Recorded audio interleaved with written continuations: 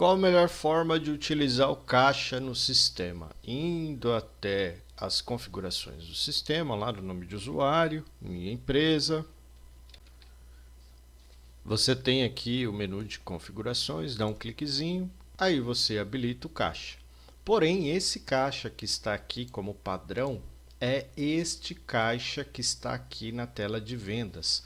Esse caixa ele funciona como um fundo de caixa, um caixa diário, caixa gaveta. Por isso que eu adicionei o nome, eu troquei o nome dele para caixa troco. Se você abrir o caixa e colocar um valor nesta gaveta, quer dizer que você já tinha esse valor quando você abriu o caixa. Ou seja, o valor já estava na sua empresa, como se você estivesse adicionando um valor emprestado para esse caixa, apenas trocar moeda durante o dia. É por isso que ele está no menu de vendas.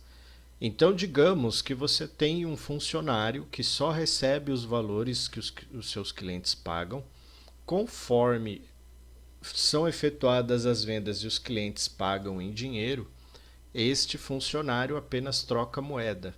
Então, ao abrir o caixa, ele adiciona o valor que você emprestou para ele. Vamos supor que você me emprestou R$ 75,97, que era exatamente o valor que você tinha trocado na tesouraria ou no financeiro, no cofre. Vou clicar em abrir. Iniciei o dia com R$ 75,97. Vamos supor que às 10 horas da manhã eu comprei pãozinho. Então eu posso vir aqui em movimentação de caixa, tirei ali o dinheiro para comprar pão, tirei da gaveta do meu caixa que você me emprestou. Eu sou o caixa que está lá na frente fazendo apenas o recebimento e trocando os valores. Foi saída do valor e eu utilizei R$ 15,90 para comprar o pãozinho. Aí eu clico em salvar, vou finalizar e movimentar o saldo e eu já posso visualizar relatório do caixa para ver como é que está o meu dia. Iniciei com R$ 75,97, teve a saída R$ 15,90 e agora eu tenho R$ 6,07. E o relatório mostra exatamente isso, inclusive a saída de compra do pão. Digamos então que você finalizou uma venda. Ao fazer o recebimento, vamos supor que o cliente vai pagar de duas formas diferentes, onde ele vai pagar R$ 70 em dinheiro, do valor total de R$ 270 e R$ 200 no Pix. Quando você seleciona aqui os valores, você tem que falar para onde cada forma de pagamento está indo, não é simplesmente salvar e finalizar. Você tem que falar para onde que o dinheiro vai e para onde que o Pix vai, clicando no botão caixa/banco. Então eu vou direcionar o dinheiro para o meu caixa troco e o Pix eu vou direcionar para o Banco Santander. Vou clicar em salvar e vou finalizar a venda. Salvar e finalizar a venda. Depois da venda finalizada, indo lá no botãozinho do caixa, perceba que eu comecei o dia com R$ 75,97, fiz uma venda e recebi R$ 70 na gaveta, nesse caixa de troco. Os outros R$ 200 não devem aparecer aqui porque foi movimentação bancária. Fiz o pagamento de R$ 15,90, que foi a compra do pãozinho, e o saldo final agora está em R$ 130,07.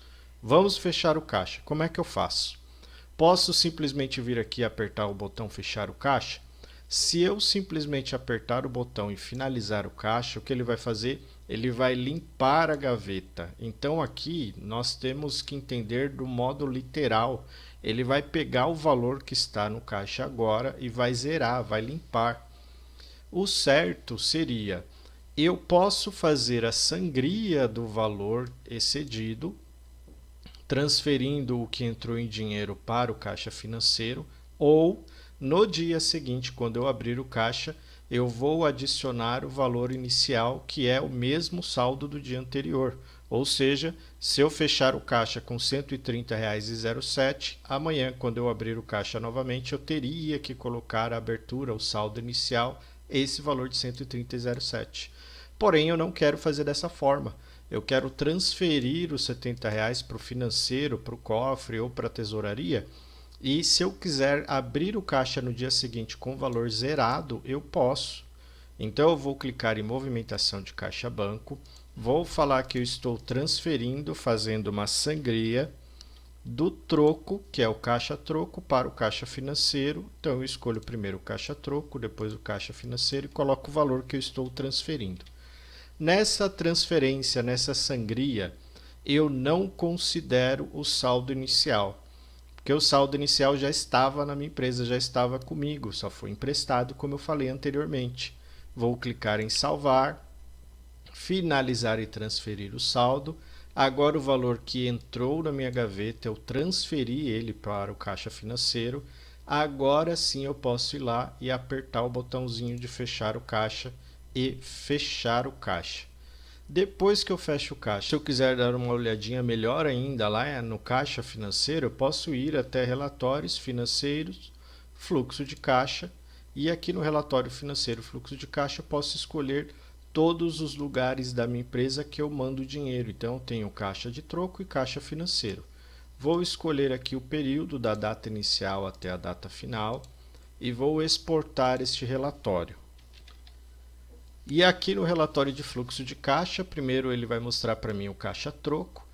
Visualize que eu começo o caixa exatamente com a abertura de caixa R$ 75,97, depois eu comprei o pãozinho, depois eu recebi dinheiro e depois eu fiz a sangria do troco financeiro para o caixa.